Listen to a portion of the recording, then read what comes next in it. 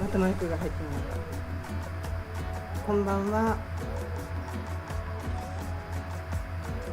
またちょっと今パソコンが起動しなくなっちゃってどうしようと思ってたとこなんですけど、起動しました。こんばんは。改めましてよろしくお願いします。マイク大丈夫かな。今日のもう設定がまだ本当にわかんない。毎回一から調べ直す状態で設定して立ち上げてる状態なんですけど、誰かいてくれてる？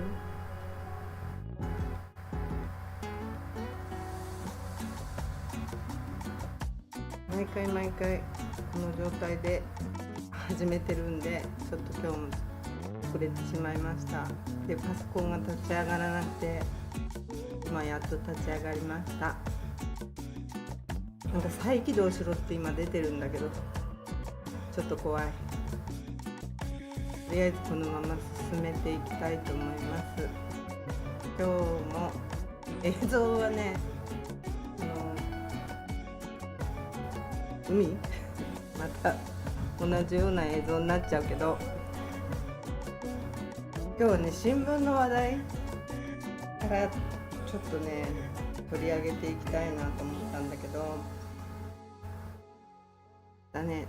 まずね、軽い話題、卵がないなんていう、卵がサイパンから消えてるんですよ最近。もう全然買えない状態で、2週間ぐらい前に行った時も卵なかったんですけど、昨日行った時も卵がなくて、今日の夜入るよなんて言ってたけど、本当だかどうだかはわからないです。で、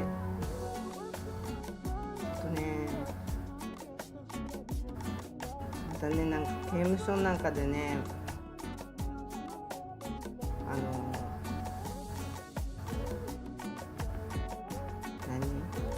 刑務所の中でこんなまた悪事が行われてるなんていうことがニュースになってたんですけど、ありえないですよね今の時代で。簡単に言うと、男性が女性を暴行したっていう話なんですけど、今の時代でまだこんなことやってるところなんでありえない。コントロールセンターからなんか鍵を開けたり自動開閉があるらしいんだけど、それもちょっと驚きだったけどね、手で開けるんじゃないんだと思って、ちょっとありえない。未だにこういう状況が続いてるサイパンだなんて本当にありえないなと思いましたね。あと昨日ちょっとね、韓国人の観光客の人に会ったんですよ。観光客ではないんだけど、なんかサイパンにテストを受けに来たんですって。資格を取りに。看護師の資格、アメリカでの看護師を受ける資格がサイパンでは簡単らしいから受けに来たって言って、でもサイパンで簡単っていうことはありえないと思うんですよね。そういうとこがあったっていうのもちょっと不思議なんだけど、私的には勉強不足で初めて知った話だったんだけど、ナースの正看護師と准看護師がアメリカで働けますよっていう資格なんだけど、それがサイパンで取れる場所があるんだっていうのがちょっと、それも驚きだったんだけど、でそれを試験を受けるのに、なんか紙で受けるようなペーパーテストのようなイメージがサイパンではあるんだけど、それがまたちゃんとコンピューターでピッピッてやっていくだけのテストらしくて、だからそれを考えるとサイパンが簡単っていうことはないと思うんだよね。っていうか、今日の天気も話すの忘れちゃった。今日の天気は風が強い。風が強いですね。涼しいです。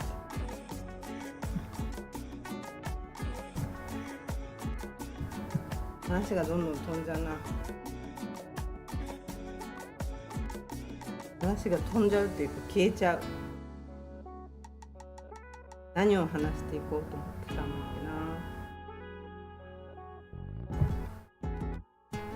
けな。こんばんはのばるさん、いつもありがとうございます。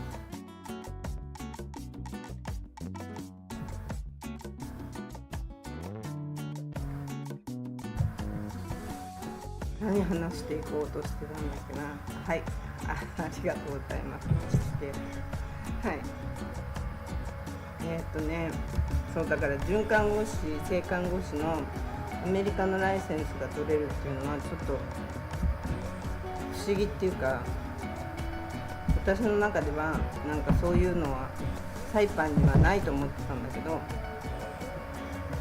そういうのがあるそういうセンターがあるらしくて、そこで TOEIC とかいろいろライセンスを取る施設っていうのがあるんだって。びっくりちょっとしました。金融関連の CFA とか CPA とかここで取れるんですって、資格が。南の島に1週間ぐらいいるらしいんだけど、その韓国人の人は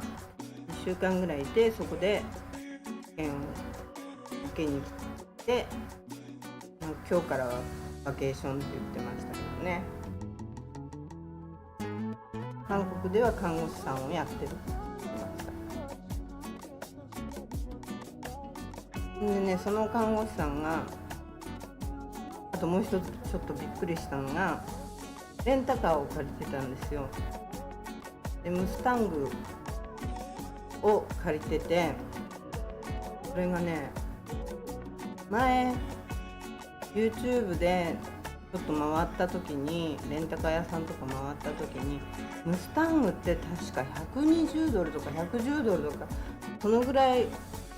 1日でしてたと思うんですけど、トリプル J っていう車屋さんがあるんですけど、普段日産とかの車を売ってるのかな、商店の車屋さんっていう感じなんですけど、その車屋さんでレンタカーがあって、そのレンタカー屋さんだと1日でムスタングが80ドルなんですって。インシュランス保険込みでちょっと安いなと思って、時代なのかな、観光客がいないから安くしてるのかわからないけど、ムスタングが1日で80ドルだった。インシュランス込みで80だったら安いですよね。多分普通のレンタカー借りても多分60ドルとか70ドルとかすると思うんで、だからちょっと待ってね。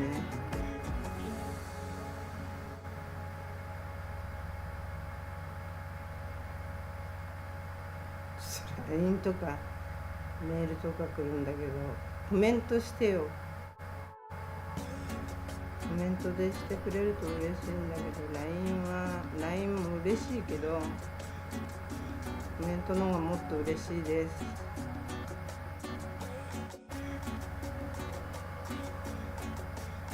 それでなんだっけ、何話した？そう、トリプル J で安い、レンタカーが安いなと思ってちょっとびっくりしました。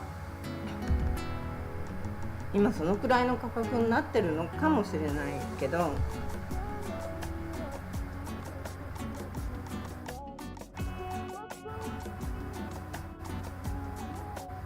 それの価格が普通になっちゃってるのかなとも思うけど、どうなんだろう。最近の世間を知らない私にとってはち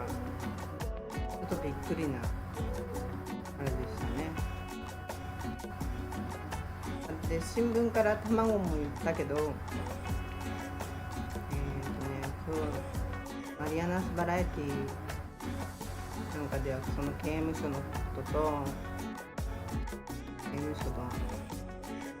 刑務所でこういうことがあるっていうのがありえないことだよね。サイパンがどこが変わったんだかって感じ。12年前の私の事件から何も変わってないなと思うからっていうか、その前から変わってないのかもしれないし、分かんないんだけどね。あとカジノニュース、いまだにカジノ委員会があるのがちょっとびっくりしちゃったんだけど、カジノ委員会っていうのは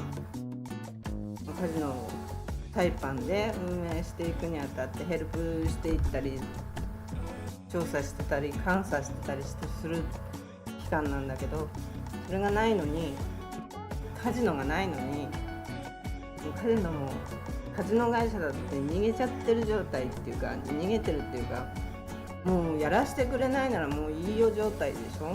そういう状態のところで、このカジノ委員会は年間25万ドルももらってるらしいのね。それが払われないって怒ってるっていう話題が書いてあったけど、カジノがねちゃんとあったらね、もっと潤ってたんじゃないかと思うんだけど、実際カジノ会社はライセンスが遅れたりしてた、一応取ったんだよね。でやらせてもらったっていうか、やってくれてて、で政府の結局なんかライセンスが遅れたり、不法労働者だったり、そんな問題で、不法労働だってホテルを建てたりするのに工事の人、あんなの絶対誰でも分かってることなんだから、政府の人だって毎日のようにあそこを通るんだから分かるような話だと思うんだけどね。私たちだって見てて、この人たちビザあんのかなとかね、毎日だってバス3、4台がダッとついてダッと帰るっていう状態で、こんなに人がどこから入ってきたんだろうって思ってた状態だったのに、で結局中国で働くより賃金がサイパンの方が高いからみんな出稼ぎに来て働いてたんだと思うけど、高いけど、中国よりは高いけど、サイパンの中では最低賃金も払われてなくて、最低賃金も払われてないことに誰かが一人が気づいちゃって、多分誰かからこそっと言われたんだと思うけど、こそっと言われた人がみんなに、これ俺たちはこんだけしかもらってないのおかしいよっていうことで大きな騒ぎになって、ガラパンの中でこうデモ行進してたのね、当時で、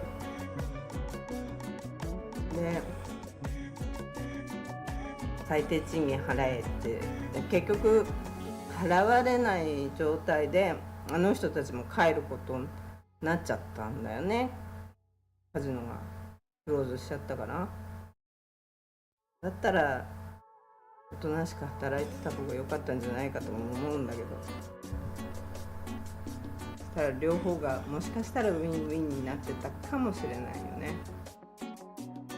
カジノもできて、出稼ぎの人たちもお金もらえて、カジノの利益が上がればもちろん払われるんだろうし、まあ分かんないけど。でまたニュースでついこの間のニュースで、不法労働者の摘発がサイパンで始まってるらしいんだけど、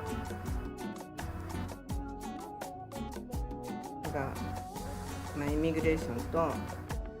FBI が動いてるって言ってたけど、これ何年間に1回あるんだよね、不法労働者の裁判。不法労働者入りやすいのかな、どうなんだろう。もうずっといた人たちだと思うんだよね、結局は。最近だとしたら、だって観光客もあんまりいないわけだから、チェックもイミグレーションとかチェックも厳しくなるだろうし、厳しくっていうかね、ちょっとおかしいんじゃないかって言ったらちょっと弾かれる率も大きいと思うから、しかもトランプ大統領になって移民問題にはかなり厳しくしてるはずだから、それで始まったのかな。それで始まったのかな。でも返すにしても、国が捕まえたら国が返す。それか、働いてたところの人が旅費を出して返す。それしか方法はないんだけど、あとは NGO とかなんかそういうのもあるかな。あるかもしれないけど、あんまりそういうとこは期待できないような気がするので、サイパンは、自分の経験から言って何にもしてくれないから。で、政府がお金払わなかったら、不法滞在者を捕まえたとしても、結局は、雇用してた人が払わなきゃなんないんじゃないかなと思うんだよね。日本の方が不法滞在者多いのかな。見つかりにくいだろうけどね。サイパンは見つかりやすいはずなんだけど、泥棒と同じで見て見ぬふりが多いんじゃないかなと思う。泥棒さえもこんな小さな島で捕まえられないんだから、大体だって何丁目状態の、日本で言ったら何丁目の一角の状態でこの島全体が動いてる感じなんだけど、そうするとあそこの角の誰々さんちの息子ちょっとおかしいわよねとか、やばいわよねとかっていう話には世間話でも出てくるでしょ。泥棒や強盗とかやってるような人たちのグループっていうのは、それが発見されないって、何丁目町会だったら発見されちゃってるじゃない。それが発見されないんだから、ここでは見て見ぬふりなんだよね。それと同じで、不法労働者も見て見ぬふりが多いのかなとも思うし、でもね、そんなの雇うと結局雇用した方が大きな罪っていうか、罰金とか確かひどいんだよね。1人につき何千ドルっていう金額を払わなきゃならなくなるから、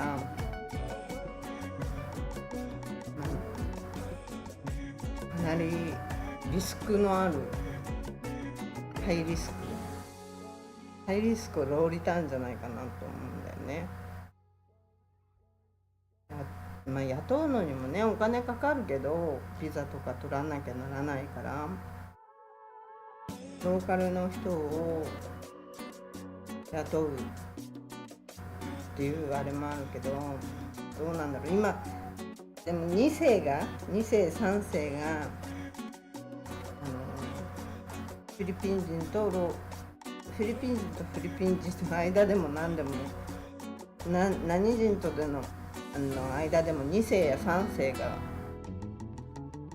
結構しっかりしてる人が多いっていうイメージがあるし、2世とか3世ぐらいの人、若い人たちがクラウンプラザホテルのフロントとかで働いてる2世の人だ、2世3世かな、中国人って言ってたけど、すごいしっかりしてる人で、ああいう人が多分多いんだと思うんだよね。ああいう人だったらもちろんね雇ってもらいたいね。昔のローカルって言ったら、私はローカルだからって言って時間には来ないわ。今は分かんないけど、昔は時間には来ないし、まず働かないですぐ休む。急に休むのがね、ほんと困る。そういうことだらけだからね。1週間のうちに3回ぐらいやられるから、そうすると他の子たちはビザで働いてる子たちだから、ね、せっかく1週間に1回の休みだったりするところをなくなっちゃったりするんだよね。急に出てこいっていうことになっちゃって、ほんとね使いにくかった。その当時にやっぱりローカルと結婚してる人たちで、日本人だったり何人でも同じなんだけど、そういう人たちも、私はローカルのビザみたいのあるからっていう感じで、そういう人たちも結構癖が多かったね、昔は。今はわからない。今私が直面して会うようなローカルの人、政府の人が多いんだけど、その人たちは、政府で働いてる人たちはなんか真面目な人が多いなっていう気がしてるの。なんかも政府の人と会ったんだけど、まあその人は見ないような優しい真面目な人だったなっていう印象がすごいあって、ああいう人ばっかりがサイパンに増えればいいのになって本当に思った、心から。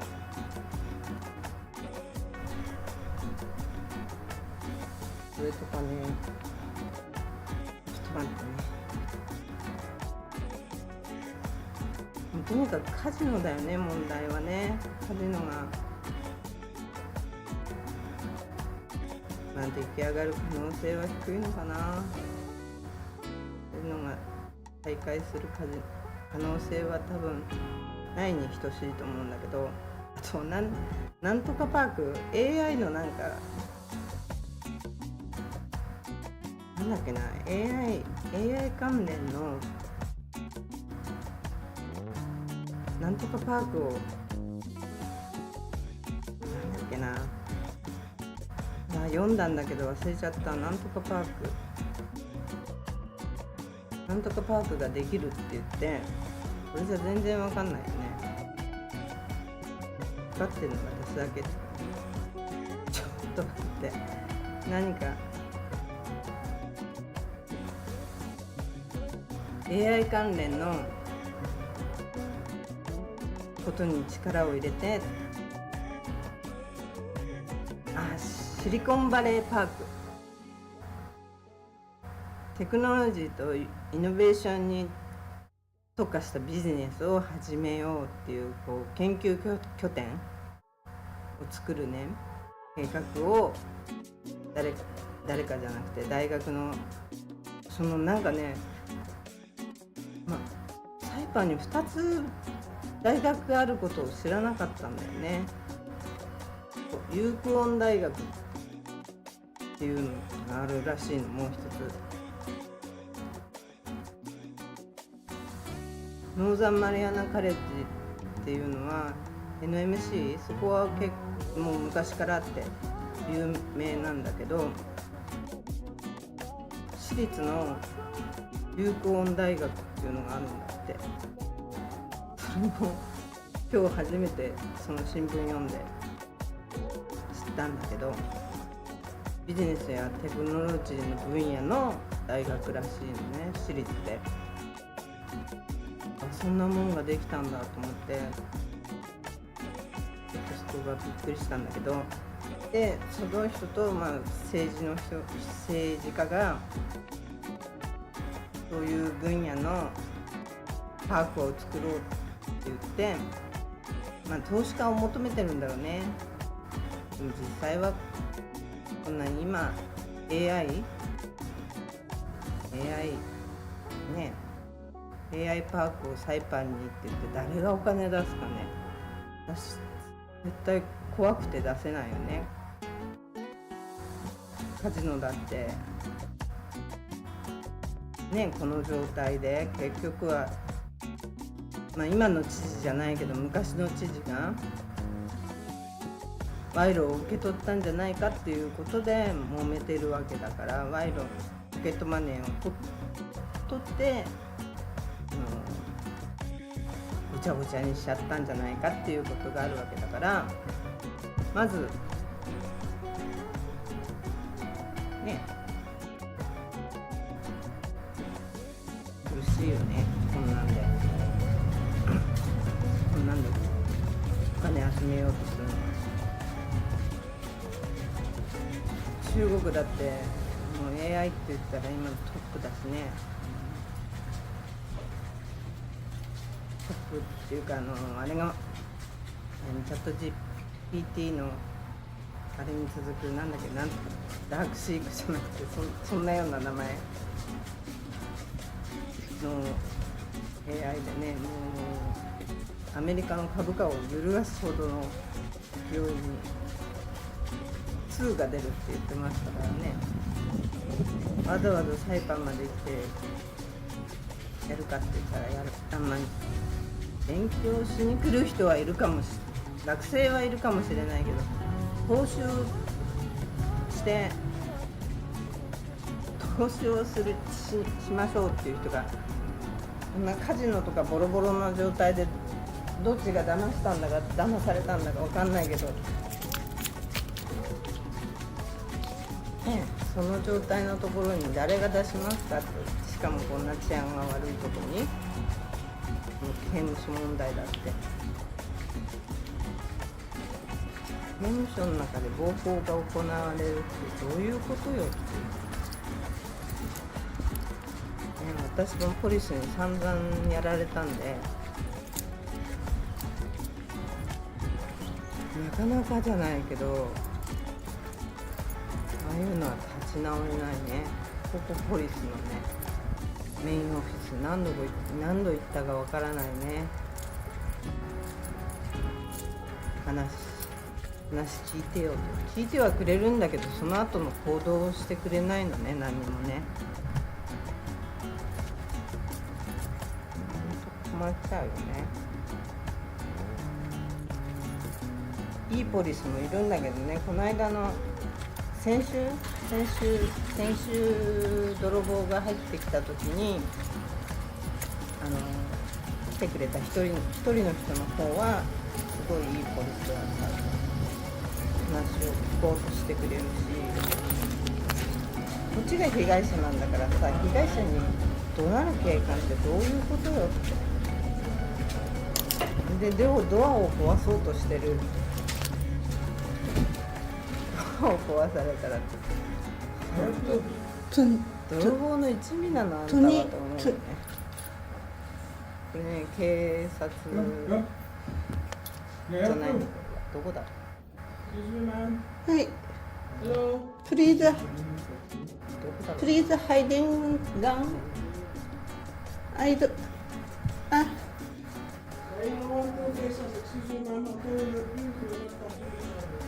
can see. わかんない映像になっちゃったから海の映像に変える。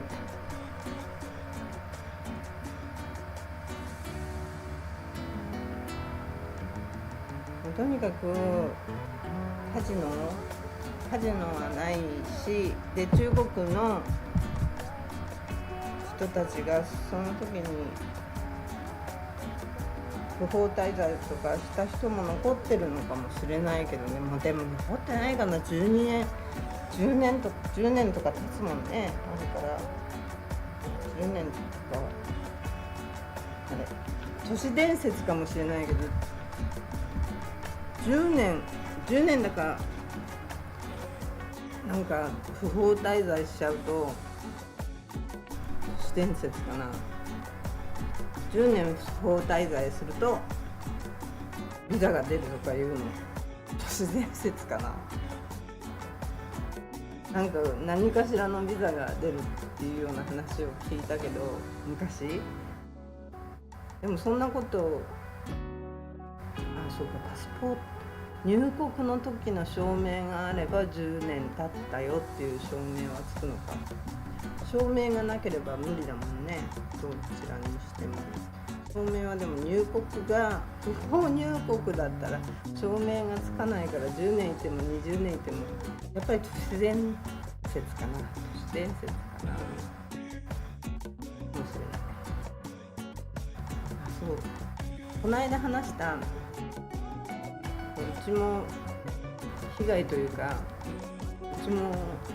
やられたんだけど、7ミニッツローっていうやつ、7分遅刻 OK っていう法律じゃないんだけども、7分間の、遅刻だったり時間オーバーだったりしたら、それ15分間払わなきゃいけないですよっていう法律があったんだけど、それ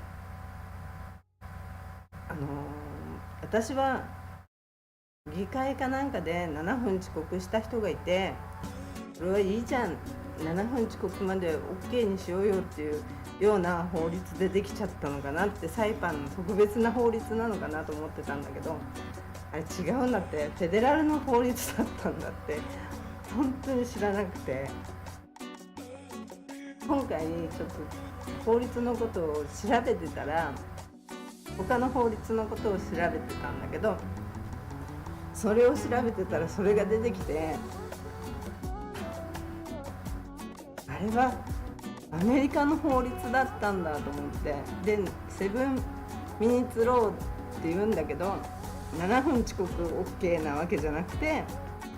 その15分間7分前後しちゃったら8分ね、7分まではいいけど8分になっちゃったら15分間のオーバータイム給料を払わなきゃなんないですよ。それがオーバータイムになったらオーバータイムの給料も払わなきゃなんないですよ。で、それは3年間に戻って支払ってくださいねっていう、そういう法律だったらしくて、でそれ日本でもあると思うから、タイムカードをつけて仕事するようなとこはちゃんと気をつけないと、一人がそういうことに気づくと全員がやり始めるから、まあ払わなきゃいけないもんなんだから払うけど仕方ないからね。知らなかったから、私はその時まで本当にそんな法律があるなんて知らなかったから。でなおかつその当時はアメリカの法律、アメリカ本土の法律がサイパンに適用されるなんていう時期ではなかったから、2009年の前だったから。でも社員が13人以上いたらそれが適用されてしまうっていうのがその時の法律だったのね。で今は、全部がサイパン全部がアメリカの準州ではないけど、コモンウェルスって言って、サイパンはアメリカの一部になったから、その法律も適用されるんだけど、だから、1人から2人でもその法律が適用されちゃうから、みんな気をつけないとね。パンチインとかパンチアウトしてる、みんなしてるんだろうな。タイムカードを置かなきゃいけないっていう義務があったから、そういうの気をつけないと。日本でもこういうのが絶対出てくる。結構今の時代は権利主張がねすごいじゃないですか。サイパンは昔からそれはすごいんだけど、今の日本見てると、みんな権利主張がちゃんとする人が増えてるから、ハラスメント問題とかそういうのがすごく大きく、こんなちっちゃいことがもう めちゃくちゃ大きいことになっちゃうんだと思うんだけどね、あれ気をつけないといけないよね。観光業ね、とにかく観光業が、サイパンの観光業がもう下火になっちゃったのは、まず中国からのお客さんが消えた。昔は中国のお客さんなんていなかった時代は、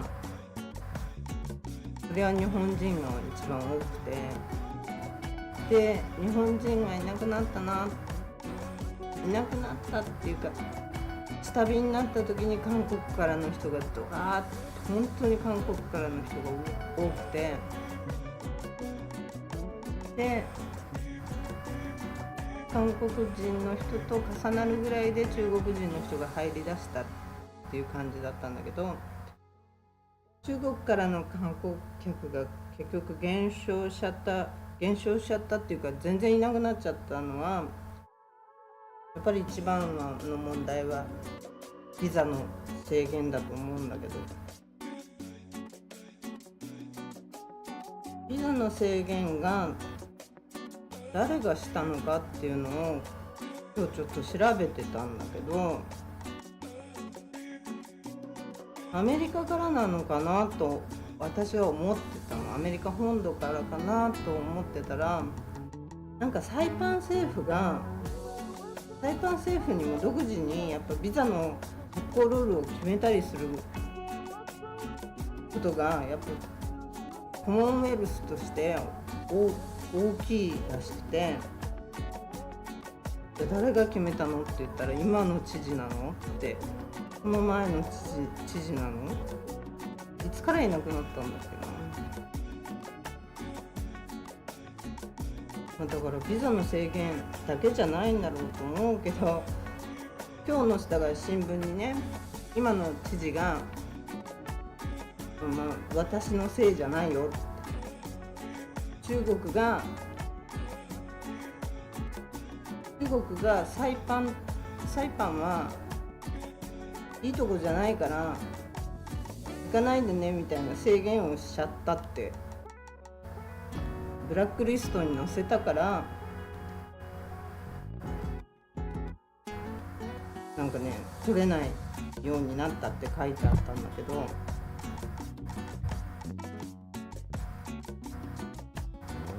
中国からの観光客が、当時老いたをいっぱいするから制限をかけちゃったみたいな部分もあるらしくて、ビザ制限がかかった。それがビザ制限は CNMI 政府が決定した部分もあるらしいの。要求っていうアメリカ本土からの要求もあったみたいだけど、なんかねその辺がねちょっと腑に落ちないなって。サイパ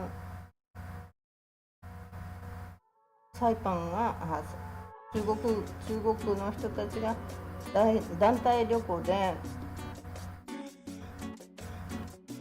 あんまり良い態度じゃないよみたいな感じだから、ちょっと制限したみたいな感じだけど、今日の新聞によるとパラシオス知事は僕のせいじゃないからねって、中国が団体旅行における制限を強化する措置を取ったのは中国なんだよっていう、僕のせいじゃないよっていうことを言ってて、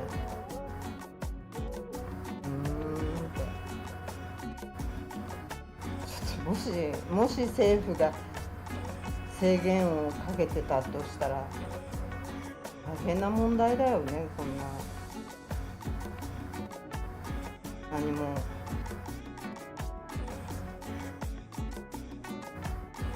日本人だって昔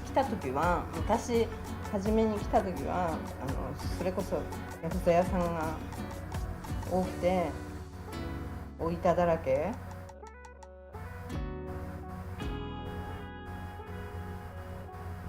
あまり態度が良かったとは思えないんだけど、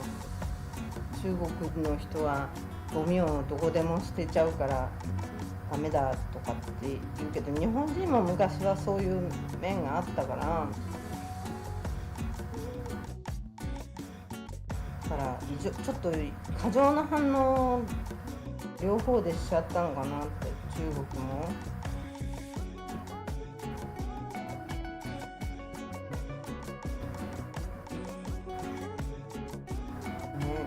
中国人も中国からね、やっぱ飛行機が一本もないっていうのはちょっと飛行機もないけどビザがやっぱ一番の問題なのかなと思うし、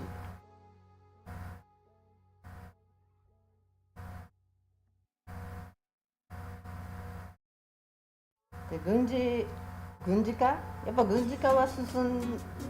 めているみたいで、今日テニアンの下水道工事やインフラを直す企業を入札が始まりますみたいなことを新聞に書いてあったけど、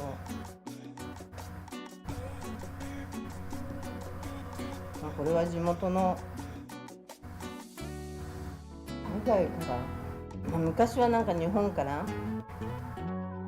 入札をしたりしてた人がいて、私の知り合いの人もテニアンの空港、どうしてんだろう、テニアンの空港のその時の行政の人といつもミーティングしてたけど、日本から1ヶ月に 3,4 回来てミーティングしてて、何億っていうお金を使って結局その工事始まりもしなかったんだよね。名前なんだっけな、あの人。この頃ね、ちょうどロシアンルーレットっていうバーがあって、そこの初めロシアの人にもハマってて、その人を一緒に連れながらテニアに行って、その計画を一生懸命やってたけど、もう2億突っ込んだとか言ってたもんな。2億突っ込んでまだ動かないんだとか言って、それ動かないからやめた方がいいよって言ったんだけど、結局もう、動かないうちに終わっちゃって、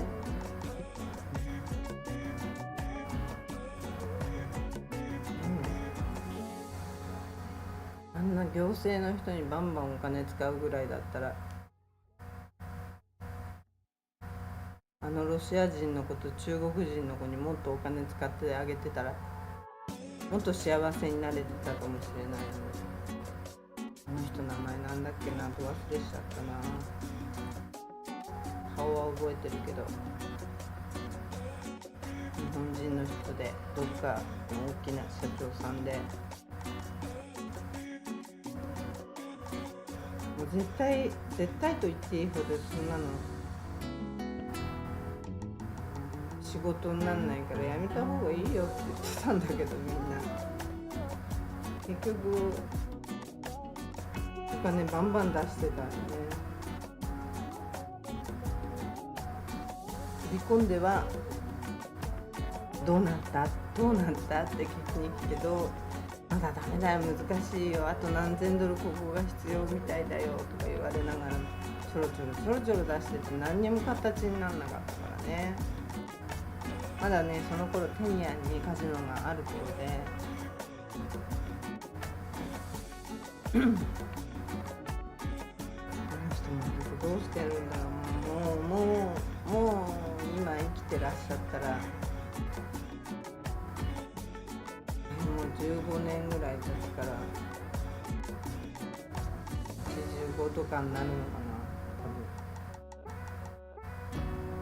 多分。このぐらいになる人だったけど変だよね。いろいろ危険な人は見てるけど、こんななんちゃらパークっていうのをやり始めて資金を集めようとしても、そういういろんなね悪いことの方が多いわけだから、形になってるようなことの方が少ないわけでしょ。結局カジノだって韓国の企業も投資しようとしてて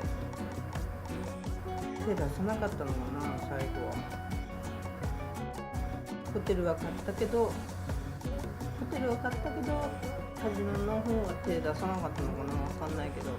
お金払っちゃったのか払ってないのかは分からないけどね。一番大きいのはもうガラパンのメインのカジノだったから、あれだって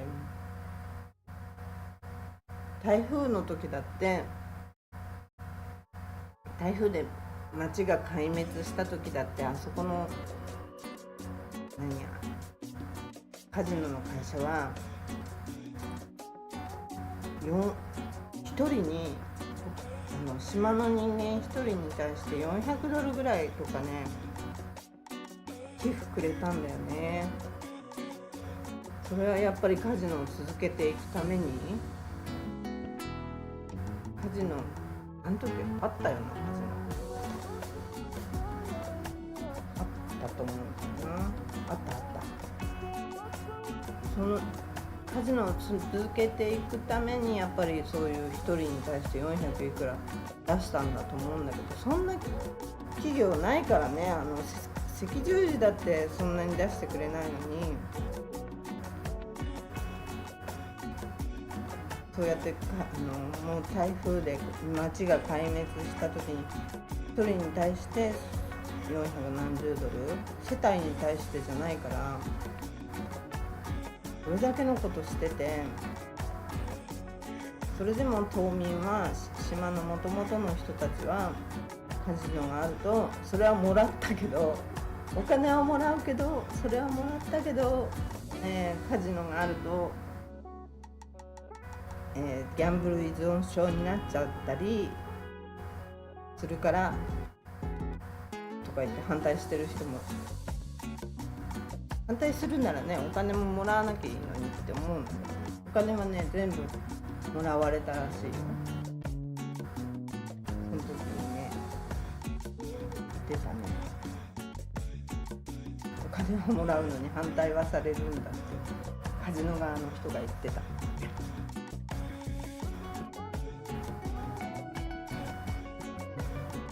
ね、カジノがあると結構日本でもそういうギャンブル施設があるところって、競馬場があったりオートレースがあったりするところって、そこの市とかって潤ってるじゃないですか。そういう風になれば一番良かったと思うんだけどね。軍事化の方が結局はそのテニアンで始まってるみたいだし、テニアンで、軍事施設なんか練習場みたいなとこが作られて、サイパンの空港は空軍の離発着に使うっていうようなことを聞きましたね。こんなとこ使われちゃったら観光この飛行機はどこ止まるのかな。もっとサイパン空港を大きくするのかな。大体がサイパンの面積とグアムの面積、グアムの空軍と海軍の面積ね、調べたんだよな。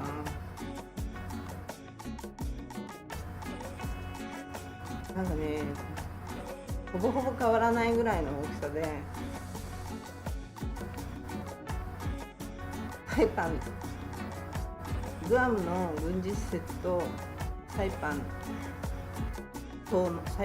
の大きさ、そんなに変わんないんでね。余る大きさが東京ドームにしたら、それなんか結構あったかな。東京ドーム何百個ぐらいの大きさしか変わらなくて、どっか調べたんだけどな、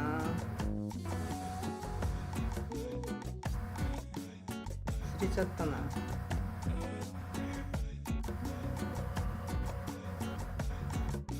忘れっぽいもんね。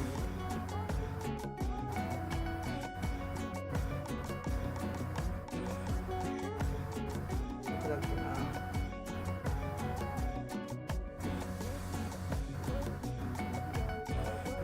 忘れちゃった。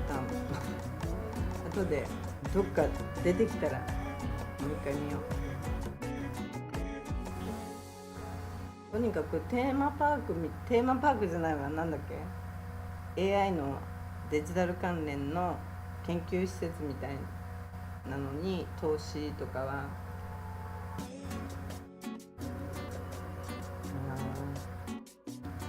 ちょっと怖いよね。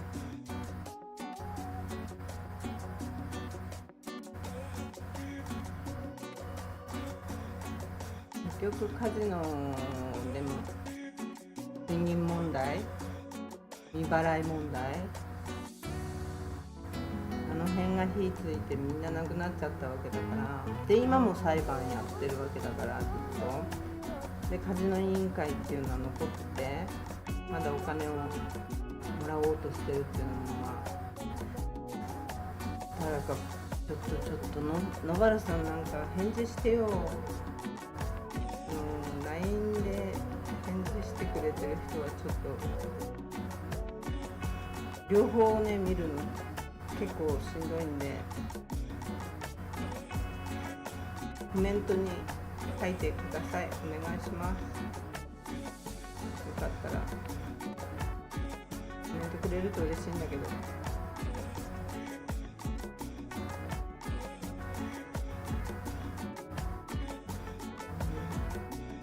ちょっと待ってね、喉がちょっとお待ちください。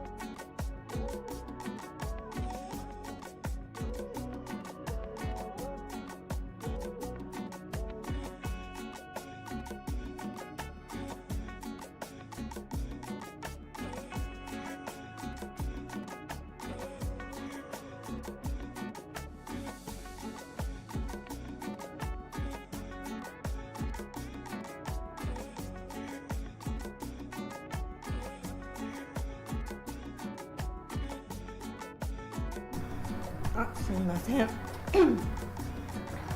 とコーラ飲むと失敗したな。そう。サイパンの面積が122平方キロメートルなんだって。で、グアムの軍事エリアが、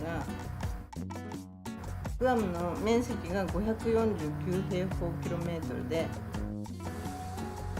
かなりでっかいんだよね。で、軍事施設が116平方キロメートルになるんだって。そうすると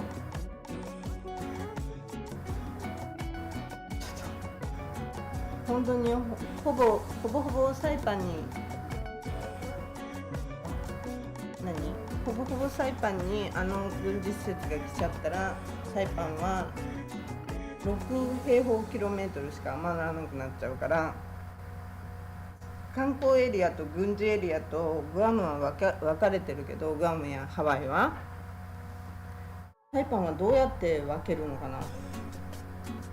思うよね。テニアンは全部が軍事エリアになっちゃったとしたら、あの辺の海域、海がまず使えなくなっちゃうから、ずっとそれは言われてた問題なんだけど、長年。でもここに来て本当に深刻になってくるよね。軍事化をしていかないとお金ないよサイパンっていう状態になっちゃうか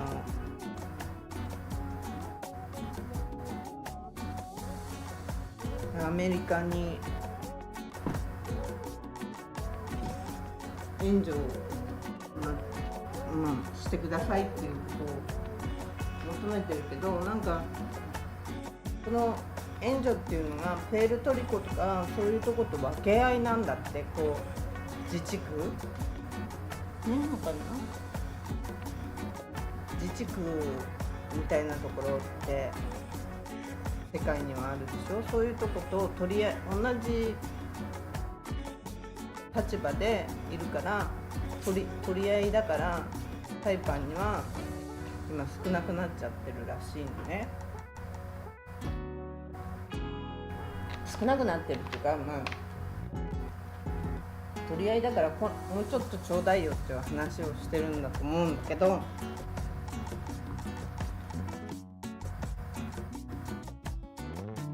サイパンにいくらとかっていうふうに、サイパンだけにいくらっていうのじゃなくて、この世界に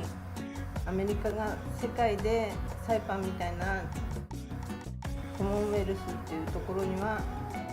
こんだけ、例えば100万円払いましょう。100万円じゃちっちゃいけど分かりやすいのが、自分で分かりやすいのが100万円だったからあれだけど、100万円でここに30万円、ここに30万円、ここに30万円ねっていうわけじゃなくて、全てのところに100万円、はい、それをどうやって使うかはあなたたち次第みたいな状態でアメリカ本土から出てるみたいだから、サイパンはそれじゃ今足りないんですよと。中国人も来なくなっちゃったし、韓国人も来なくなっちゃったし、日本人ももう来ないし、どうしたらいいんですかっていうことを知事がこう求めてるらしいんだけど、とにかくね、安全にならなきゃ無理だよね。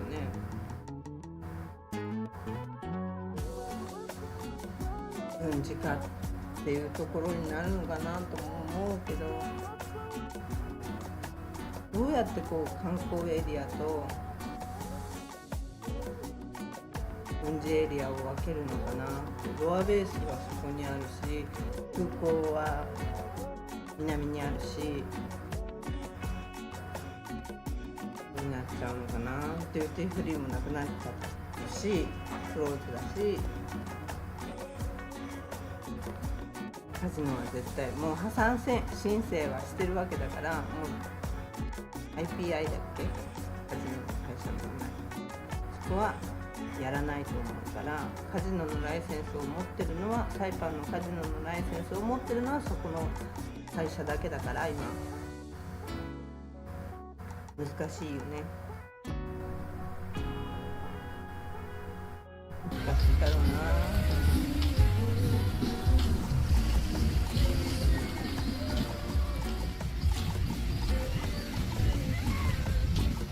やっぱり観光客の島にするには、投資家を大切にしなきゃいけなかったんだよね。でも投資家が入ってきて、小さな投資家にはいじめるし、気が合わなかったらいじめてくるし、大きな投資家はお金があるんですよ。こういうふうにするけど、お金がなくなれば蹴ってしまうみたいな状態になるし、蹴りでも食らえぐらいの状態になるから、これはやばいよね。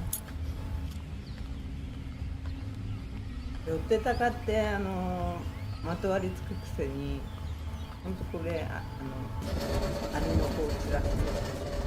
態で出ていくから、そして弱い者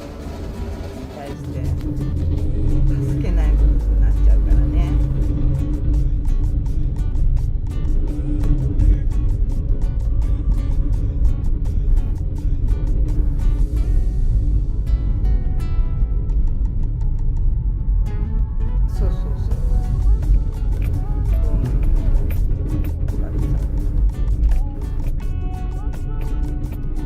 だけど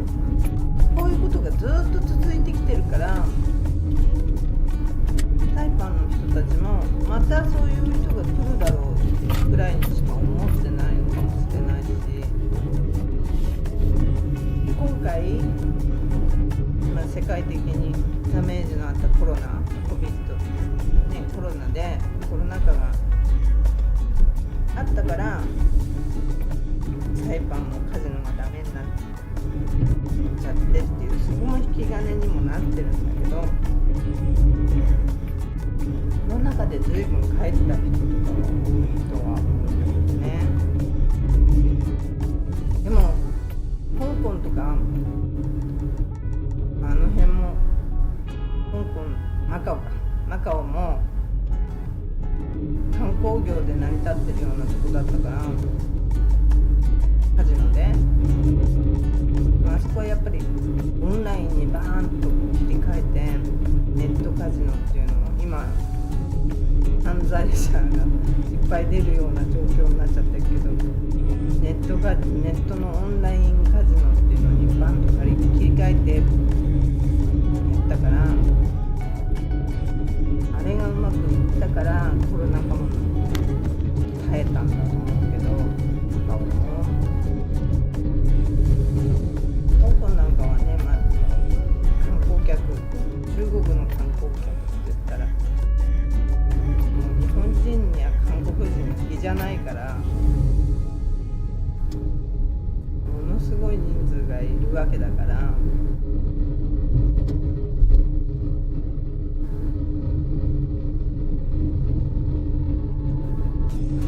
サイパンとは比較にならないけど、あの時にあの時代にやっぱりあの時の知事が賄賂疑惑だったり、やっぱり契約が不透明だったよね。で、新聞に毎日のように載ってたけど、あの時代も今も載ってるのかな、毎日裁判やってますみたいなことが載ってるけど、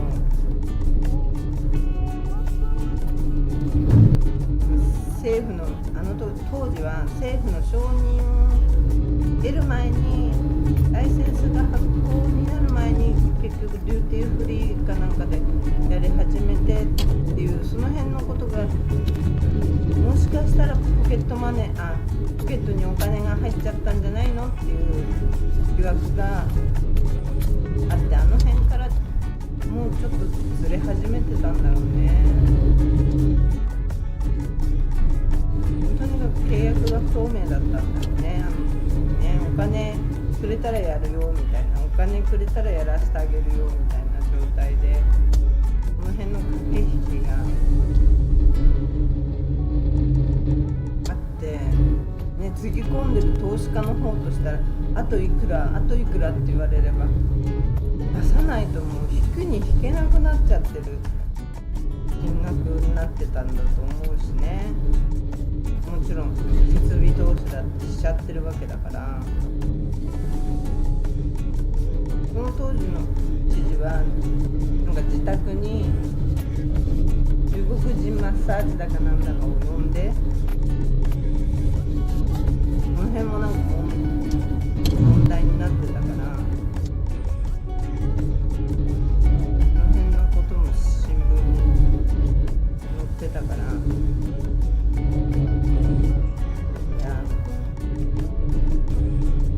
当時はだからもう黒い噂しかなかったし、黒だったよね。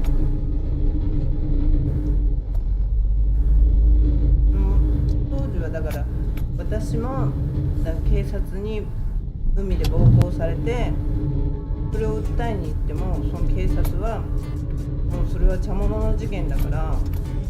無理無理とかって言われて、日本人でビザ欲しいでしょ、ビザがないとあなたたち働けないんだよって言われて帰れとか、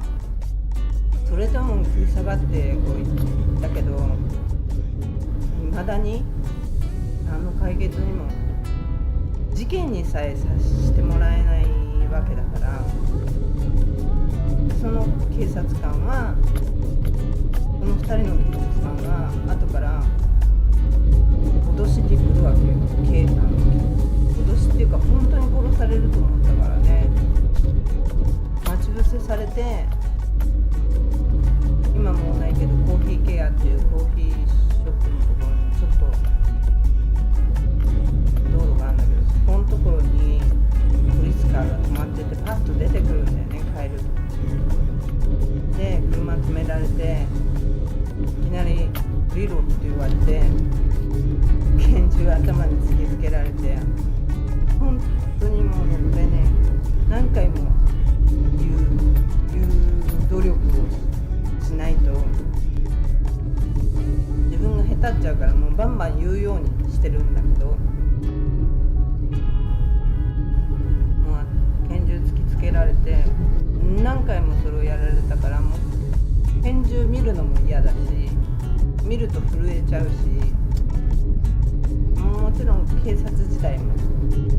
嫌なんだけど、もうしょうがないよね。泥棒入ったりなんだりすれば呼ばなきゃなんないけど、呼んであの態度を取られるともっと嫌になるだけなんだけど、呼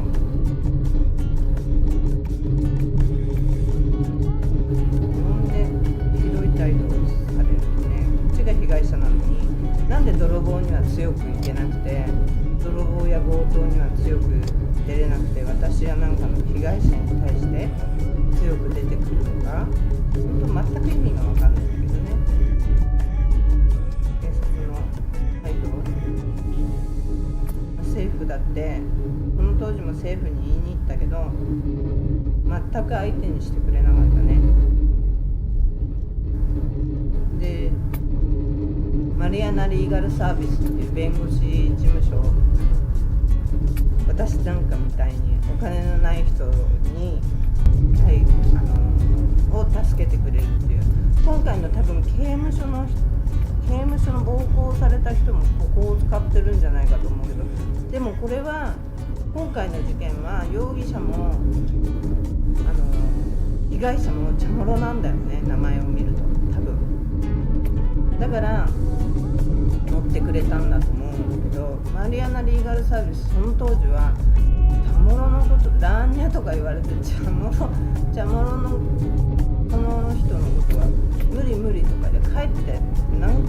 回よ、この事件の直後には 4,5 回でも、もう毎回今でもいるんだよね。今でもこの間違うことでもないけど、そのことでマリアナ・リーガルサービスに行ったけど、そのば様はまだいたから、まだいるんだって、この人がボスなんだなと思って、この人にもう建物の件は無理ってもうはっきり言われたからね。もうそういうことの繰り返しでいるわけだから。で今回警察署長になってる人、その人はすごく真面目ですごくストイックな人で、曲がったこと嫌いな人なはずなんだけど、なんだろう、今は違うだけど、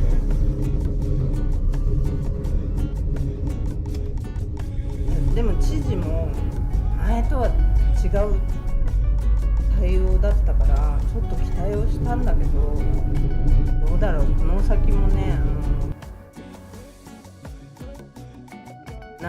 ライブ配信でどんどんご報告はそのね、後のこともどんどんご報告させていただきたいなと思うんだけど、こんなの聞いても面白くないかもしれないけどね。でもまあ結局は隠蔽体質だったわけだから、今もそれが続いてるのかもしれないっていうのは拭いきれないところで、変わってほしいよね。変わらなきゃ、あらら消えちゃった画面が。変わらなければ、変わらないとちょっとね、何をやっても投資家が手を出さない。で小さい投資家だと、小さいお店の投資家なんかだと喜ばないわけだから、政府としてはそんなに潤いは少ないわけだから、大きいドーンっていうのを来ないとやっぱり今の裁判助からないからね。小さい投資家も出さないけど、誰かに騙されるっていうぐらいのことが始まるような感じもなくはないけど、でもそんなのが一つ二つ増えたところで政府は潤わないわけだから、それを大切にしたいから、しなかったから、本当しないんだよね。検査、サニテーションとか、そういうね、オキュパンシーとか、日本とかだと保健所の検査とか入るじゃないですか、お店を始めたりすると。ここが、この人たちの調査員が昔は、今は知らないけど、昔は本当アンダーマネーばっかり求めてくるから、で絶対渡さないって、なんで渡さなきゃいけないのかが意味がわからないって言うと、もうずっと出してくれないし、検査にも来てくれないし、そういうね、差別、ほんと差別だらけだったね。もっと前に戻れば、サイパンパミットっていう時代があったんだけど、パミットの申請に100ドル払わなきゃダメだとか、100ドル払うと早いよとか、意味わかんないと思って、そういうの払いたくないし、払うお金もない状態で始めてるわけだから、こっちはビジネスを。この当時もね、今もそうだけど、今も強盗に盗まれてパスポートもビザも何もなくなっちゃった状態で、本当勘弁してくれって感じだけど、再発行にパスポートだって160ドルとかかかるからね、そんなところに出すお金ないよって感じで、何の話してたわけ？なんかあんまり暗くなっちゃった。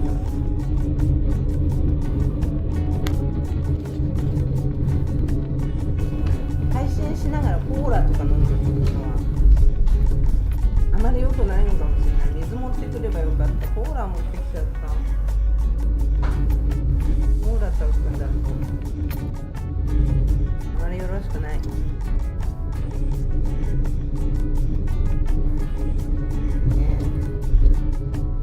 か話がまとまんなくてごめんなさいね。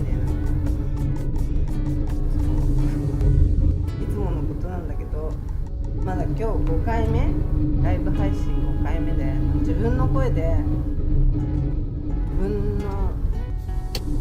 ずっと長く言葉が出なかった状態が続いてたから、こう口も回んなかったり、言葉が出てこなかったり、そういうことが多いんだけど、このまま黙ってるともっと喋れない人になってしまうし、人と喋るのも人と会うのがもうずっと怖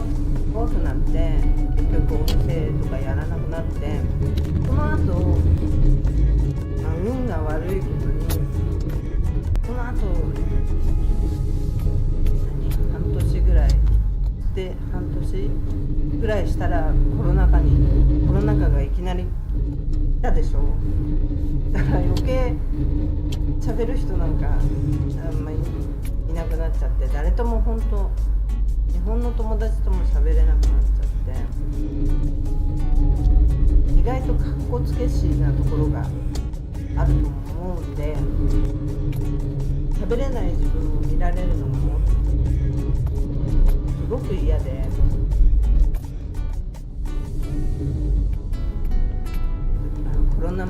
コロナ前だったんだけど、結局この自分の起こった事件を話しても大変だねとしか言いようがないよね。言われた人、それを自分の身に現実味なんかないと思うんだよね。自分は、もし私が逆にそんな警察にはそんなことあんのっていう、大丈夫としか言えないと思うんで、逆のことを考えたらそうだと思うから。でも自分の中では本当に苦しくなっちゃって、だんだんお店に人が入ってくるとビビって、本当サイパンの、近い周りのお客さんなんかは知ってるけど、いちいち誰って聞くような、誰だかなんかツーリストに聞いてもしょうがないのに、誰って名前を聞くよう、名前っていうかどんな正体の人なのか聞くようになっちゃって、なんでかっていうと、その事件の後にまたうちの店は強盗に入られて、ずっと3ヶ月間ひどい毎日のように強盗に入られて、で、警察から殺されそうになって、誰だかわかんないけど、何のためだかわかんないけど、薬を置いていかれたお店の中に。で、私はその時警察官と一緒に入ったからよかったんだけど、警察の人はそれをポケに入れたからね、何か調書に書くんじゃなくてポケに入れたから、あんたたちがその前の夜にいたのも警察官だったから、警察官がそこにいたはずなのに強盗に入られて、泥棒に入られて、で翌日の夕方に行った時には、もう昼過ぎに行った時には覚醒剤っていうの、何なんだろう、葉っぱとかじゃない白い結晶体が置いてあって、袋に入れて、それを黙って警察に持ってったから、何なんだろうと、なんか陥れられちゃうんじゃないかと思って、本当はだんだん本当に怖くなってきて、人が入ってくることに対してもとにかく怖いっていう状態になってきて、そうなっちゃうと結局商売販売業とかできないよね。本当にもうね。で今また最近だからせるようになったりして、こんな話し方ってもっとひどかったんだけど、それでも話してくれる人がいたりして、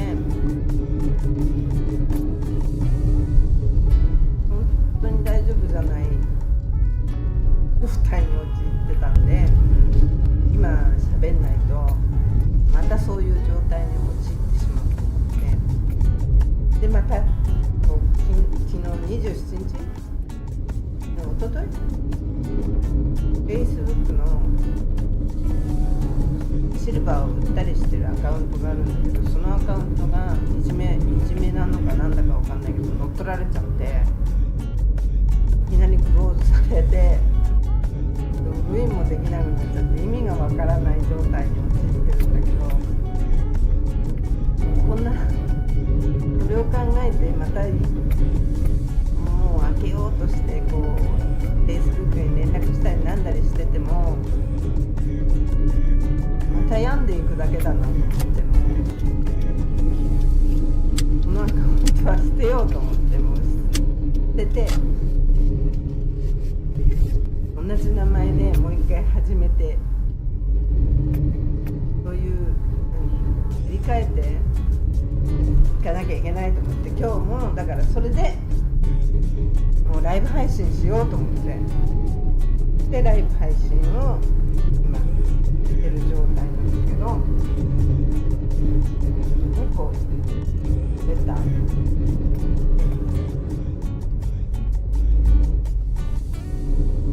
構喋ってるけど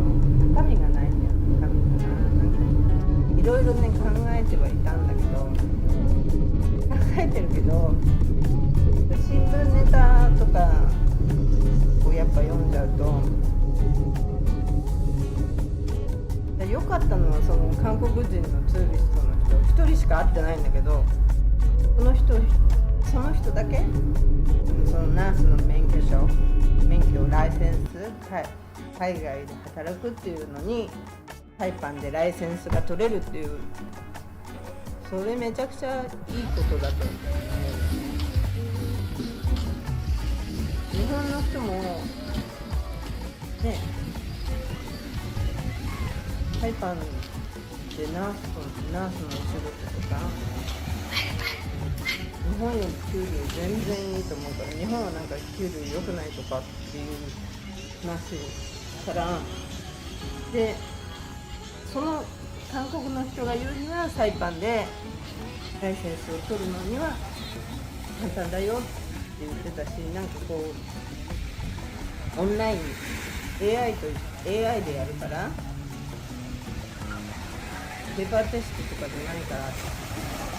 言ってたんで、取りやすいのかな。私には無理だけど、なんかナースの経験がなんか1年半だか2年だかなきゃダメだけど、1年だけ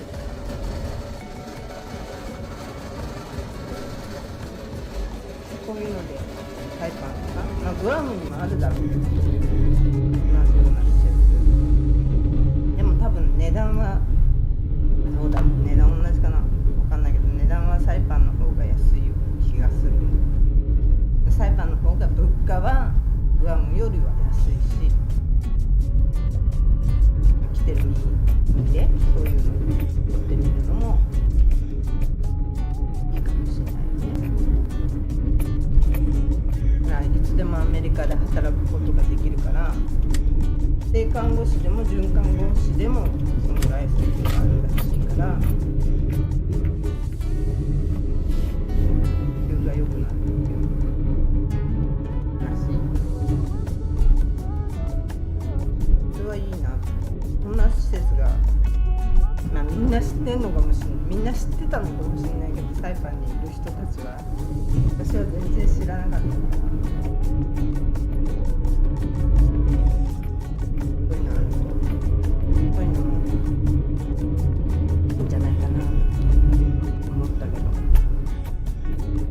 サイパンでトイック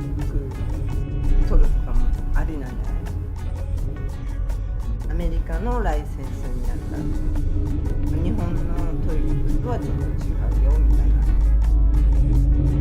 そういうマニアの人だったらそういうのありありなんじゃない。ちょっと待ってください。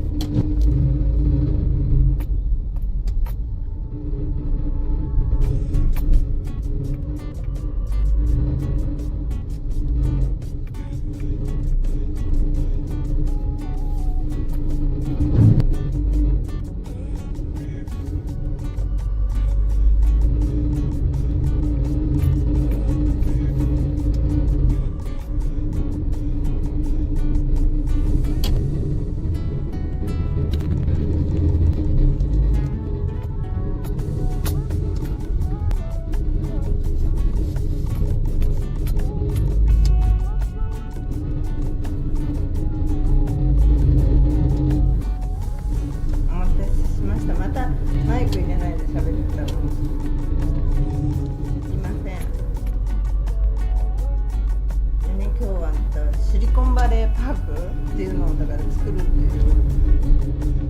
計画が出てるって新聞に書いてあったけど、27億ドルが必要なサイパンに出さないでしょう。怖くて。サイパンって調べたら絶対カジノ問題が出てきて、賄賂だの透明な契約だの、そういうことがバンバン出てくるわけだから、投資をしようと会社がいるかね。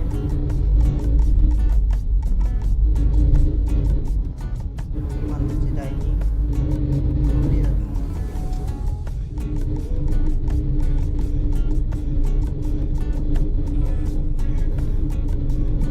それこそ不透明だから、とりあえずカジノの件とか具体的に分かるようなそのニュースを黒いものから白いものにしないとよろしくないよね。一個人の人は余計調べるよね。サイパンってどんなところなんだろう。まずサイパンっていいよなっていう感じで、みんななんでコメントもくれない。見てる人いないのこれ。どこで人数って分かるの。どうやったら分かるの。これ知りたくないな。OSB が今上がってるんだけど、携帯で見ればいい。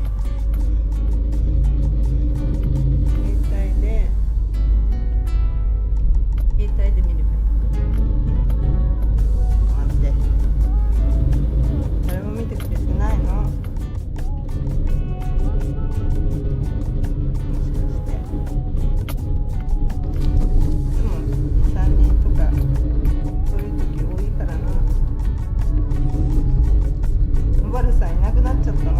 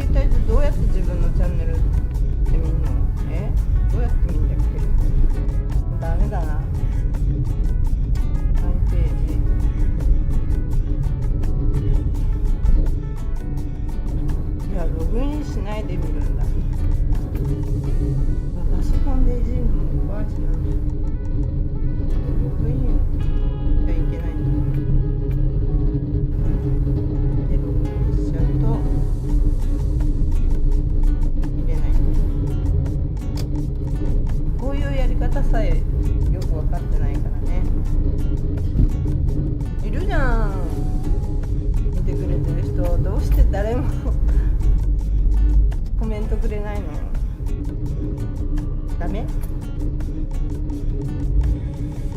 なんか聞きたいこととか、なんかそれそんなんなのとかっていうのないですかね？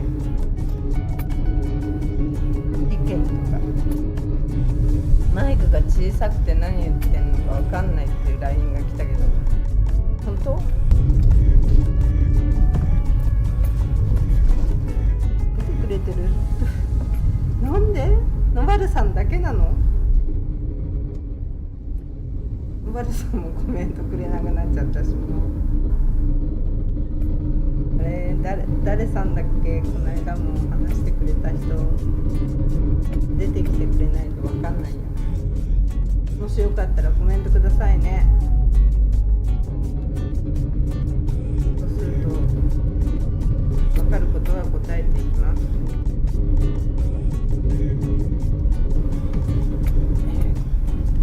こんな今なんか新聞に載ってたイミグレーションが不法労働者をって書いてあるけど、こんな不景気な状態で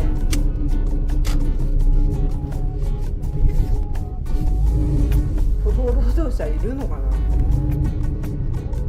ね、街がにぎわってる状態なら人が足りないから不法労働者がこう働いてっていうのは意味がわかるけど、こんな不景気な状態で不法労働者なんか必要かね？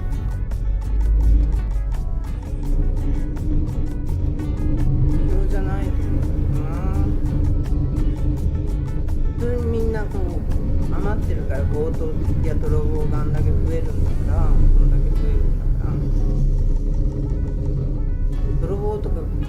ひったくりとかやってる人たちは今までもしかしたら仕事があった人たちだとも思われるから、ね、カジノもなくなって、うわまた消えた。カジノがなくなってやっぱ雇用が減って、そうだ、デューティーフリーもローズだから雇用が減るでしょ。人だって100人ぐらいいたんじゃないかな。100人ぐらいは雇われてたんじゃないかと思われるから、誰もこんだけコメントくれないって、なんかこんな感じ。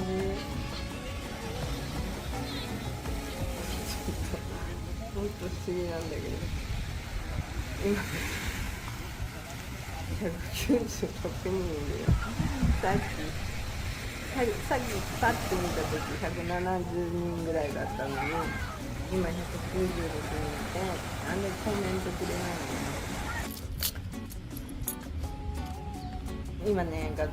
今初めて見た人も多いと思うけど、今画像に映ってるのがこのマイクロビーチっていうとこで、このバッテンってだったのは私がそこで事件起きたとこね、2人のポリスにえらい目にされたの場所、まだ近寄れないっていうか、そこの場所には入っていけないんでね。こういうことね、ずっと喋らないでいたから、もう本当にね、こればっかり考えてるとまた喋れなくなるから、どんどん喋っていって発散していこうと自分で考え方を変えたんだけど、付き合ってくれてる人が話に付き合ってくれてる人がいるはずなんだけど、ちょっとなんでこんなコメントしたくないと思う。これ野原さんも消えたな、寝ちゃったかな。日本は11時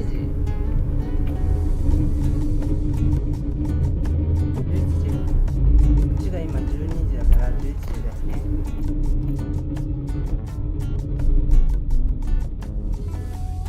どうしてかな。猫の話でもしようかな。サイパンの話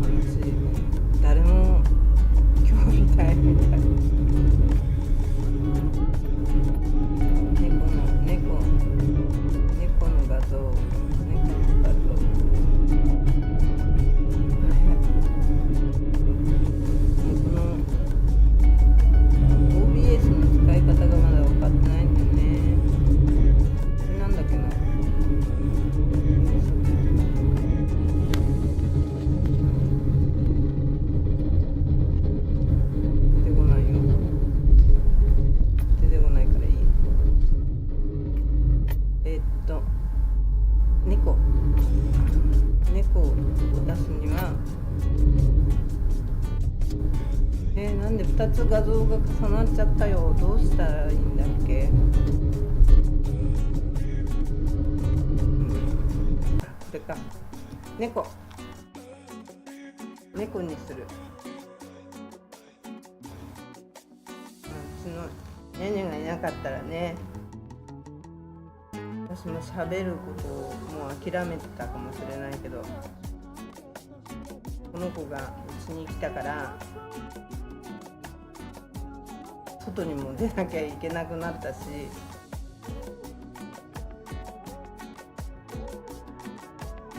猫は散歩ないからまだいいけど、でも一人だから猫一匹しかいないから、なんか最近見てると寂しそうで、もう一匹必要なのかなとも思うんだけど、でもね、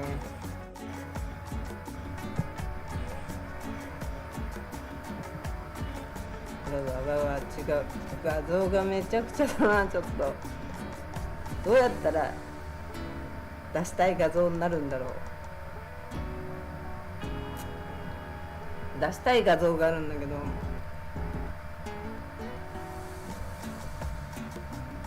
どうやったら出せるのか分かんなくなっちゃった。もうちょっと海で我慢して、海の画像で。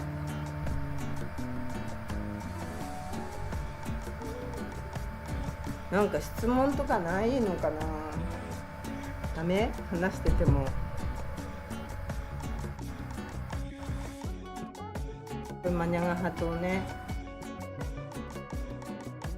マニャガハ島の周りに最近ね、パラセーリングとか、うちからはバーッとパラセーリングとかやってたら見えるんだけど、全くパラセーリングが見えなくなったんだよね、最近ね。ジェットスキーも見ない？やってんのかな。今度その辺を見に行ってみますね。ジェットスキーとか、うちから見える範囲で全く見えなくなったから、いなくなった。パラセーリングパーって飛んで、カイトとかも飛んでる時期でもおかしくないのに、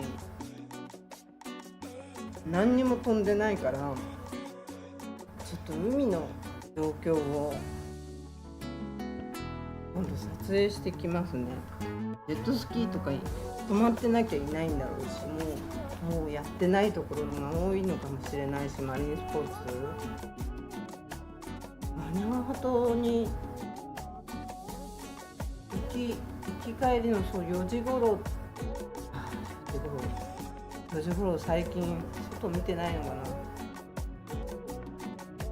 見てないかもしれない。私が見るときはもう全然何も、この映像でもこの映像4時頃だよな。この日は波が強くて風が強いから何もいなかったのかもしれないけど、気持ちいい。あとマニャガハ島が木が増えたような気がするんだけど、気のせいかな。JTB がやってた時には手入れされてたから、ある程度もっとね、白い面も結構あったと思うんだよね。もしかしてマニャガハ島が海に埋もって小さくなったとか、そういう話もあるかな。そんなことないよね。こんな目に見える変化はないよね。あるわけないよね。ちょっとマリンスポーツをやってるような風景が見られてないのね。カイトボードが飛んでたり、ウィンドサーフィンがこう光ってたりっていうのが、そういう光景が見えてないから、どうなんだろう。最近はないのかな。やめちゃったのかな。やめちゃってるわけないよね。やめてるわけはないと思うんだけど、全く見れてないっていうのは現実。とこの時は風が強いからかわかんないけど、でもこのぐらいの風だったらマネガハ島との行き来、天気が悪いわけではないから行ったり来たりする船がいてもいいんだけど、全くいないんだよね。今気づいたわ。そういえばどうしたんだろう。ちょっとその辺のところも今度 YouTube に上げるように撮影してくる。それと聞いてくる。どうなってんのって。またこんなにいないことってないと思うんだけど、これ波がありすぎるからいないのかな。いや違う日もいなかったしな。昨日とかもいなかった。昨日もこの間もガラパンを撮った時にちょっと怪しいお店とかもいろいろ撮ったんだけど、今編集してて、顔とかやっぱ消さなきゃいけないから、顔も消してたら体の形とかも消さなきゃいけないのかなとか思ったり、なんかそういうこと考えてると建物も消さなきゃいけないんじゃないかとか思ってきたりして、ちょっと空いてるところをパッパ入って、あんまり怪しそうなところは映像にできないなと考え始めて、怪しいことをやってるっていう事実はないから、本当か嘘かは分かんないからね、怪しいのかなと思うだけで画像を出しちゃったら良くないのかなとか思ってたら、いろんなところでこう四角いなんだっけあれ、もう全部がぼやけてきちゃって映像にならないじゃんっていう状態になっちゃったから、まだ出してないんだけど、怪しいところは出しにくいよね、映像にね。なかなかじゃないけど、本当にね、人っ子一人いないんですよ、私が外に出ていく時間は。なんでこんなにいないんだろうって本当に思うけど、夕方でみんなマリンスポーツで遊んでる時間なのかなとも思うんだけど、 YouTube とかよく見るんだけど、グアムの宣伝はめちゃくちゃ出てくるけど、サイパンの宣伝は全く出てこないっていう、全く宣伝してないんだろうなって本当思うよね。ガラパンガラガラなんだけど、全部米艦とほぼ空き室になってるんだけど、今家賃いくら取るのかな。これでもこんなガラガラでもまだ高い家賃取るのかな。$200とか$300とかですとかないのかな。ないか、$300はないか。2階とかならありそうだね。1階は無理だけど、2階なら$300でいいよとか、開けてるよりいいからっていう風にもなりそうだけど、リーバイスはね、ガラパンスクエアから移動してちょっと頑張ってるけど、あとは全部これできてるんだよね。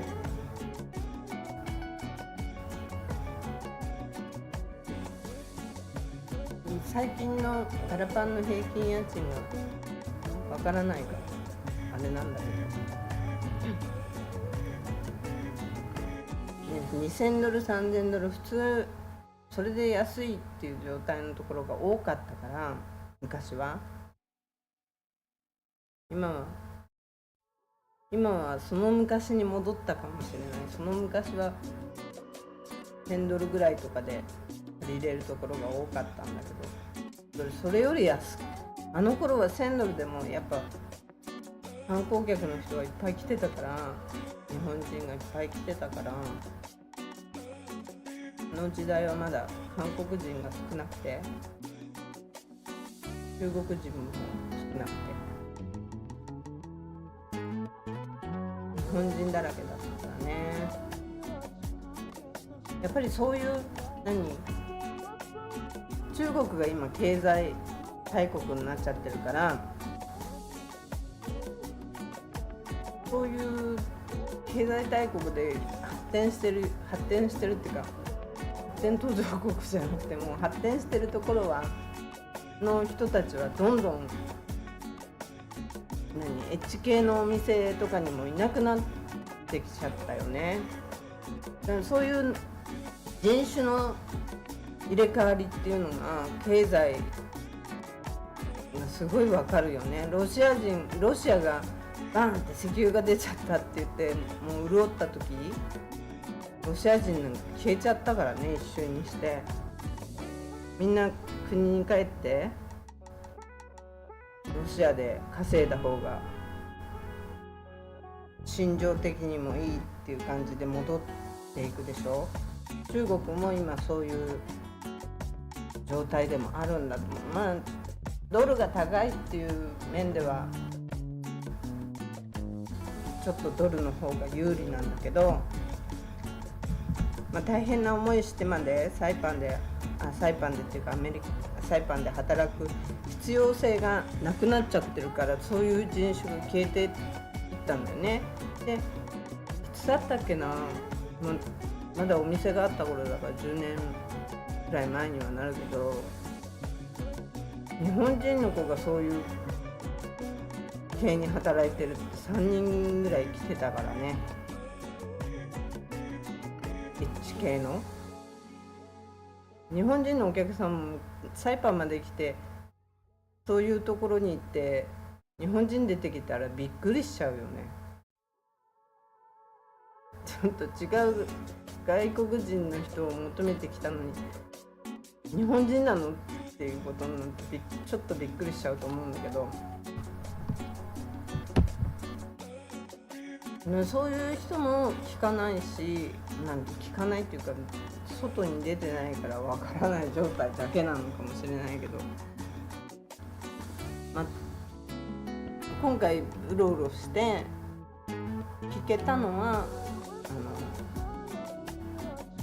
24歳が1人いるよっていうことだけ。どんな人だかはわからないけど、あとはちょっと年取ってるよみたいな話は聞けたぐらいで、昔から同じようにだから一つのお店にいて、そこからバーッとそういう人がいたら流れていくっていう話なんだと思うけどね。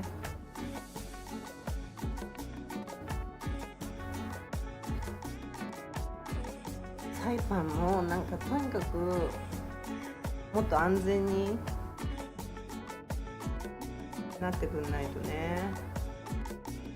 安全と、これ今映ってるけど、ガラパンの交番におまわりさんいたの初めて見たっていう感じ。初めてっていう、私がガラパンで仕事してる時もいたことなんかほとんどないからね。斜め前ぐらいのお店だったんだけど、それでも3ヶ月間毎日泥棒入られて、毎日ひどい目に遭ってるんだけど、新聞にも載っても刑事が張り込んでるって言って店の前にバンを止めてエアコンつけてエンジンかけて、それで張り込んでるって言われても、強盗だって泥棒だってわかるよね。こんな島狭いから大きなちょっと大きめの13人乗りぐらいのバス警察のバスがあるんだけど、紺だったり白だったりするんだけど、そんなのこんな小さい島じゃ、あれ警察だってすぐ分かるんだけど、この車をボンって止めて張り込んでたって誰も来ないよね。そういうことやってましたよ。あと店の中でじゃあ一晩待機するって言って、店の中で待機するにも店のエアコンと電気つけっぱなしにして待機してたら誰も来ないと思うんだよね。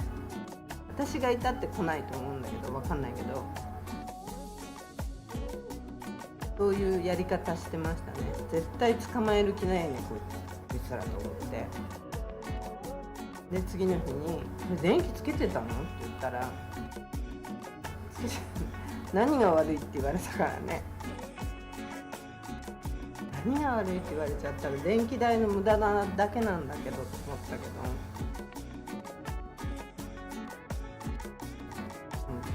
んまり変わってないんだよね。だから俺様状態で来るから警察って、若い人は特にね、みんなが大好きだったミラージュね、やってないけどミラージュマッサージ、みんなお世話になった人多いんじゃないの。この隣のマカオもみんなお世話になった人多いだろうけど、名前が変わってるんだよね。見えない。フラティンとか見えなかったけど、なんだろうね、奥がこう大きなキャバクラ状態のバーだったんだけど、昔は大きなキャバクラじゃない、スナックだったんだけど、パブ、日本で言ったらパブ、今ないパブなんでキャバクラだったんだけど、新しい名前になってるから何かあるんだろうと思うけど、私が行った時はやってなかった。このマッサージ屋さんはほんと長いね。中国の人なんだけどずーっとやってる。もう今の時期に続けられてるっていうのはやっぱ固定客がいるだろうね。じゃないとやっていけないよね。なかなか、はい、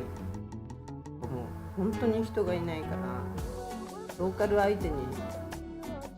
ビジネスがちゃんと回ってないと無理だよね。ガバメントで働いてる人たちだって、政府で働いてる人たちだって、これだけ裁判がこういろんなところが疲弊してっちゃってると、どんどんカットされていくっていう怖さがないのかなと思うんだけど、もっとね危機感があったら、いろんな観光業界で生きていこうと思うなら宣伝もしてると思うし、一つテニアンでさっきも言ったけど、上天モータースがレンタカー安いんだよっていうのを言ったけど、上天だったよな。なんか野菜とか作って、野菜とか果物とかをテニアンで、それがまた矛盾してるんだけど、テニアンで作って畑とかを作ってグアムとかに輸出してるんだって。輸出したりして、そのビジネスが2023年2年ぐらい前から始まってるって書いてあったから、ちょっと矛盾してるよね。軍事化する島で野菜育ててんのって、野菜とかのビジネスが始まってるのって。でなおかつ地元に本当の地元の人だから、その会社っていうのがどうなのって。今何もやってないから、そういうでも開墾してやったって言っって書いてあったから、開墾するのにかなりお金かかるし、サイパンとかテニアンとかって土がないのね。土がないから、そこからまずこう土を持ってきたりなんだり、土を作んなきゃいけない作業があったと思うから、かなり大変だったと思うんだけど、それをこっから軍事化って言われたらちょっと待ってよってことになると思うし、今輸出ルートを作ってる、輸出も始まってるんだって書いてあったから、そういうことを見るとちょっとなんかどうなのって、軍事化じゃないの、軍事化なのにテニアンに畑が作られてるのっていうちょっと違和感もあるし、だからどっちでやっていきたいのかなサイパンって本当に不思議に思うの。軍事化にしたいのか、観光業にしたいならね、 YouTube なんかで広告出すのってテレビに出すより全然安いんだから、ちょっとこう作って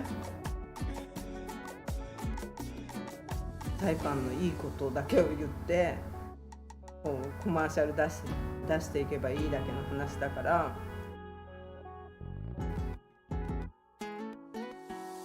そういうこともやってないっていうのがちょっとね、観光業を捨てちゃうのかなっていう、まずそこが一つでしょ。だけどテニアンに畑を作ってる、こんな輸出するほどのでかい果物や野菜を作って輸出が始まりましたって書いてあったから、そんな大規模にやってるって言ったら、こっから軍事化って噛み合わないよね、なんかね、話が。そんな軍事化になっちゃったら、そこだけ軍事化しないで畑のままよっていうそう戦闘機とかなんかドンパチやってるところで野菜育てたの美味しくなさそうになっちゃうもんね。なんかちょっとそこ噛み合わないんだよね。どっちで行きたいのかなって本当にわからない。で、あと今日の知事の、僕のせいじゃないよ発言、確かにね、今の知事のせいではないと思うんだけど、でも今の知事はいつからなったんだっけな。ビザの中国のビザ止めちゃったのは、やっぱり止めちゃったっていうかシステムを変えちゃったのは、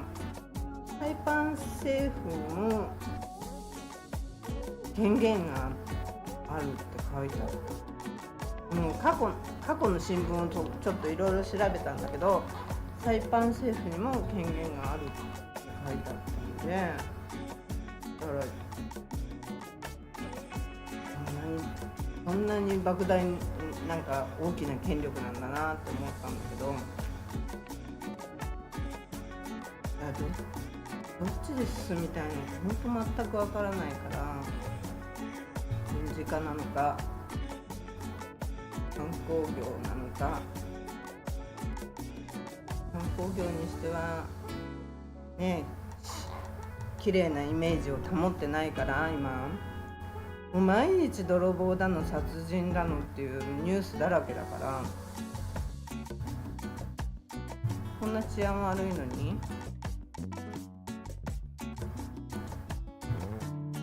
でコマーシャルも出さない、どこが観光に向かってんのかなって思うし、それでいてだから AI の研究所を投資家を集める、無理だよね。誰か投資したいと思う？しかもサイパンに AI、 まずだって AI やなんかを研究施設を作るとしたら、まずインフラ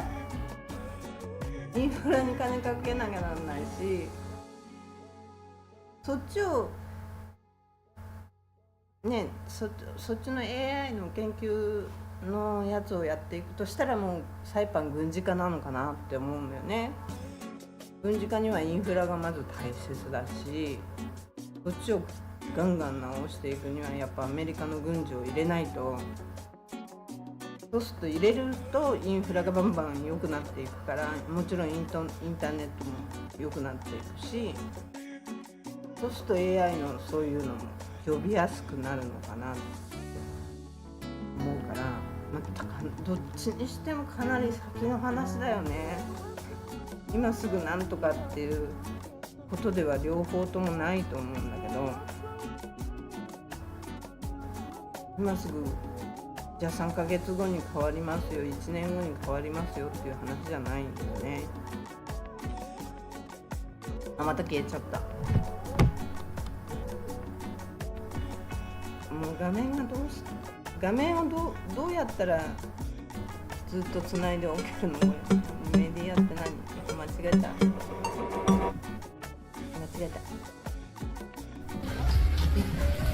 味でいいか。これ違うの、ファイル開けちゃったりすると大変なことになっちゃう。喉乾いちゃったし、ご飯も食べてないんだよね。コメントも誰もくれないし、見てないのかな。携帯でチェックしないとわかんないけど、もう寂しいです。意外と心折れるかもしれないけど、マカルさんしかねコメントくれなくて、聞こえないよとかでもだからコメントくれると嬉しいんだよな。聞こえるよとかでもいいし、海が綺麗だねでもいいし。これ日本語わからない人が見てるとかある？それはないよね。ハローでもいいからなんか書いてくれると嬉しいんだけど、日本語わからない人が見てるんだったら。日本語わからない人が、サイパンって世界で知名度ないからね。グアムはみんな知ってるけど、バンコクとかフランス行ってもどこ行ってもサイパンって言っても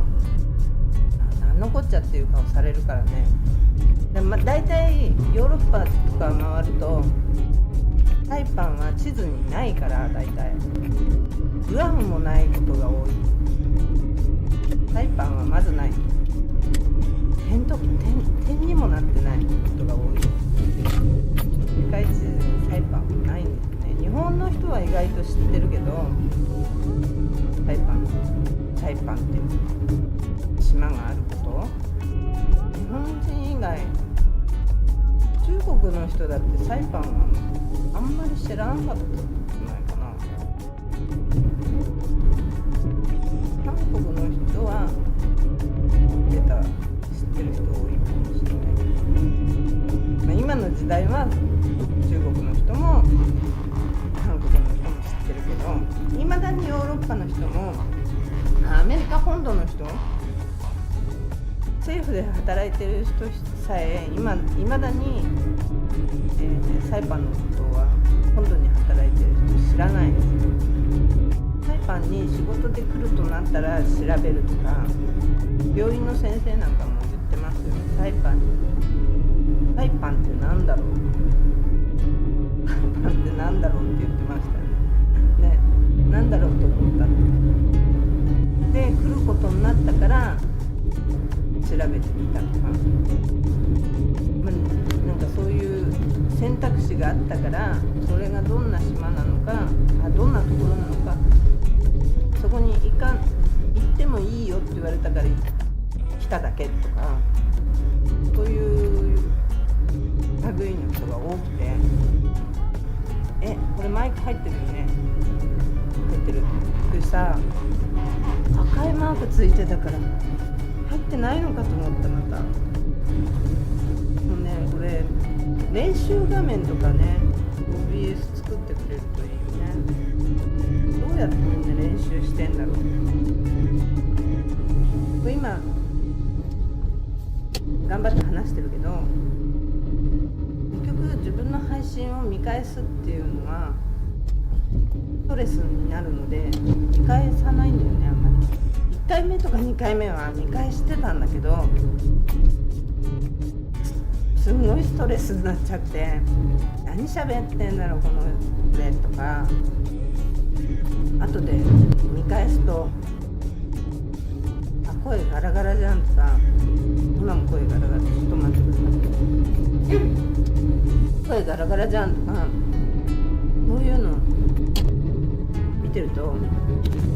ツッコミどころが、これ自分じゃなかったら、人がやってたらツッコミどころがたくさんありすぎてストレスになっちゃって、もう嫌だなって思うから見返すのやめちゃったんだよね。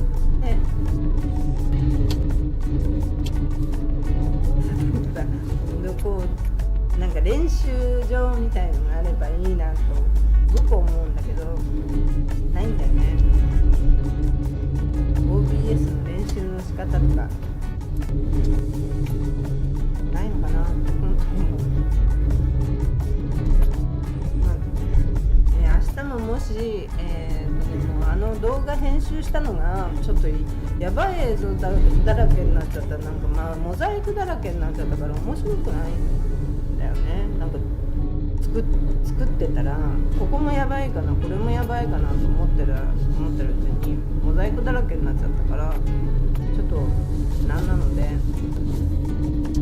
また海のあれ映像とか今どんな状態になってるのか見ていきたいと思います。そういうのも映像、それも撮った映像があるんだけど、それもちょっと編集したら、また配信しますんで、今度はコメントください。お願いします。なんか寂しいです。ちょっと結構話したい。2時間話したい。もっと話したのかな。なのでまたこんないきなりこんな減るいきなり200何十日いたの。じゃあまた今度明日もし元気だったら、元気じゃなかったらだ、また配信します。元気じゃなかったら、元気じゃなくてもなんかもうちょっと編集ができたら配信します。よろしくお願いします。よかったらいいねボタンとチャンネル登録してくれると嬉しいです。よろしくお願いします。それではまた。さようなら。どうやって止めるんだっけ？ライブ配信を終了。ありがとうございました。